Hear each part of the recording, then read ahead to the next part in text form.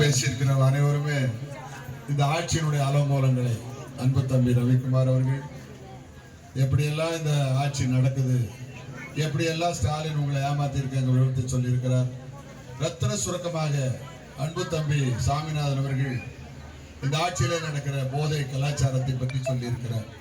ஆகவே நான் உங்களிடத்தில் சொல்லுவதெல்லாம் அன்பு சகோதரர் ரவிக்குமார் அவர்கள் சொல்லுகிற பொழுது அதிமுக ஆட்சியில நீண்ட நாள் பிரச்சனை இருக்கிற பட்டா பிரச்சனையை தீர்த்து தந்திருக்கிறோம். இவங்க ஆட்சிக்கு வந்து என்ன செஞ்சாங்கன்னு கேட்டாங்க. இன்னும் ஒரு 4-5 பேருக்கு பட்டா கிடைக்கவில்லை. அந்த கிடைக்காத காரணம் அதிகாரிகள் வந்து கணக்கு எடுக்கிற பொழுது அவர்கள் வீட்டில் இல்லை.